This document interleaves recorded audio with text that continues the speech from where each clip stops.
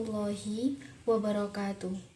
Perkenalkan, nama saya Hibrul Ummah, NIM 30101900096 dari SGD 4. Video ini saya buat guna memenuhi tugas PTA LBM 3 modul Urogenital dan Reproduksi Laboratorium Anatomi FK Unisula.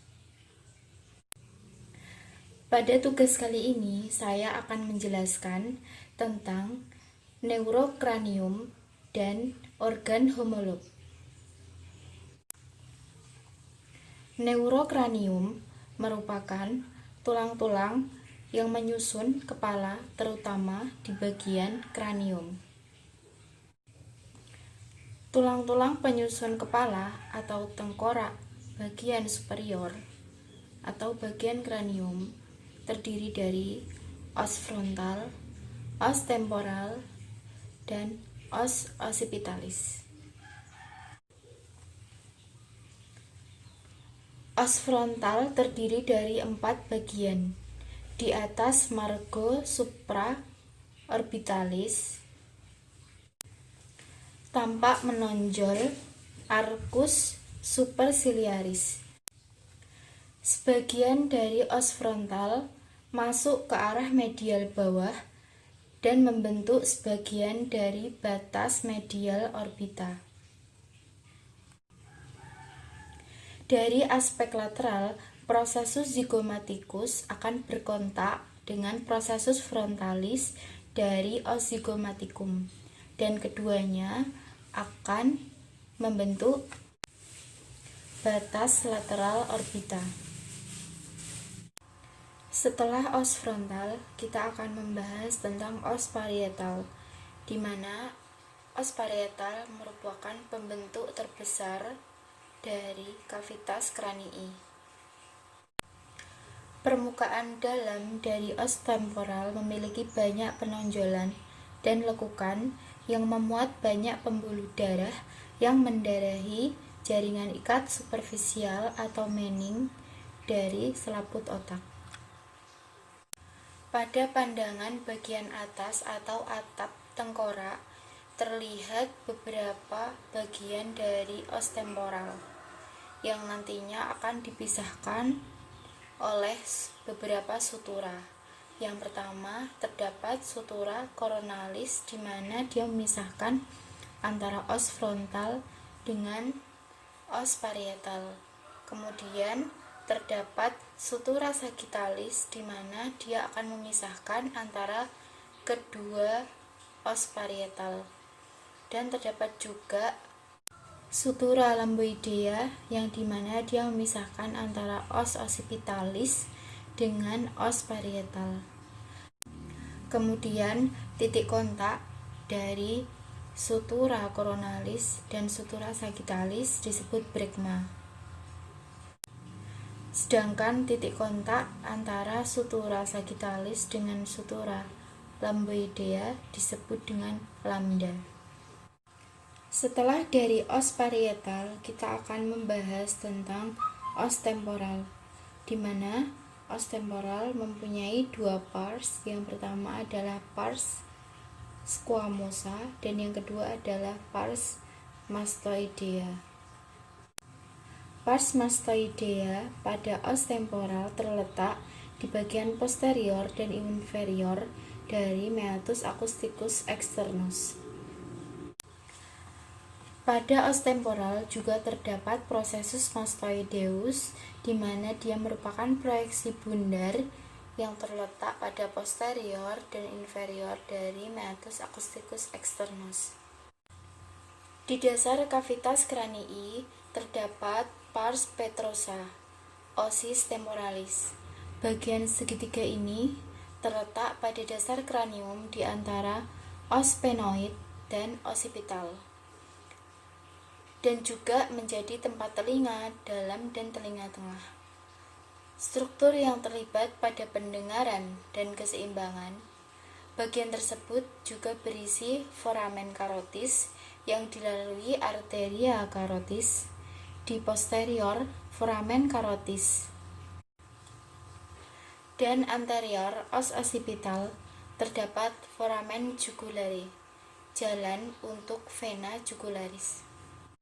Sekarang kita akan membahas tentang os occipital.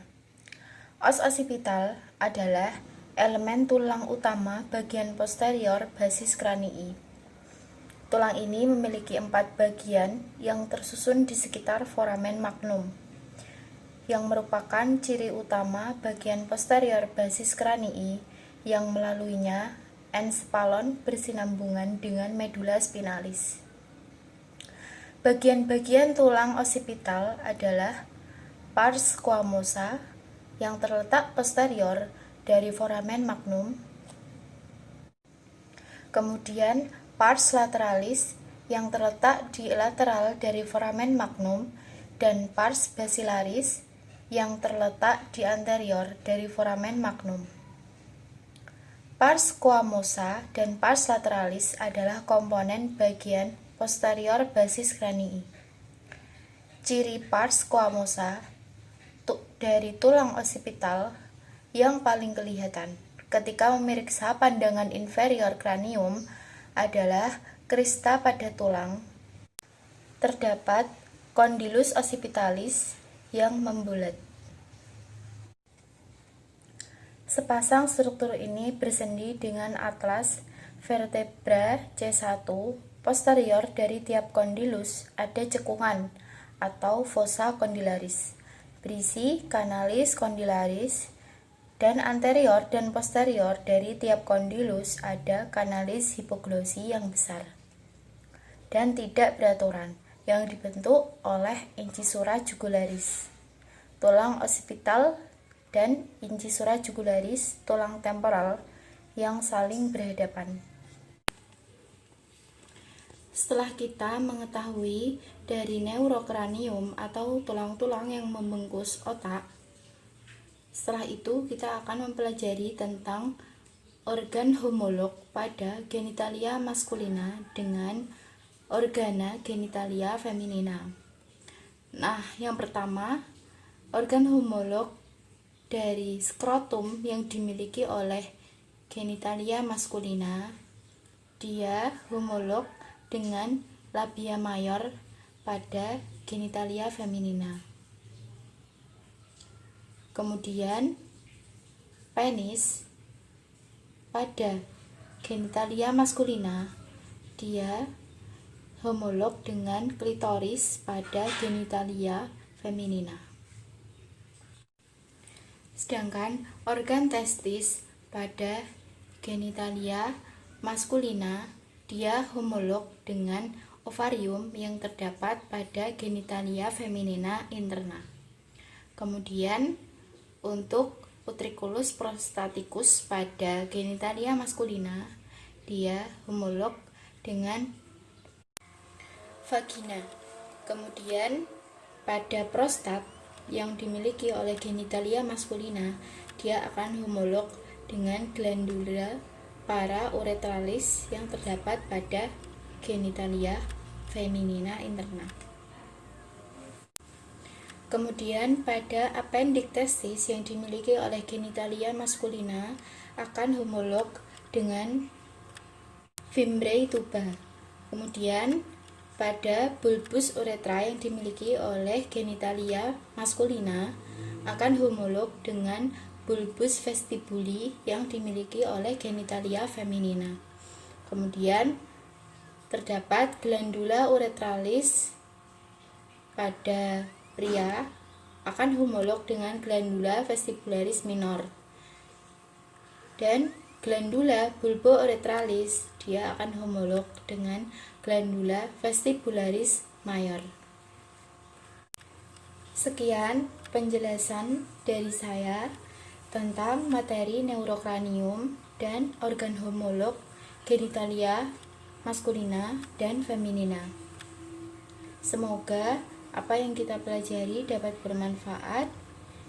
Kurang lebihnya mohon maaf. Wassalamualaikum warahmatullahi wabarakatuh.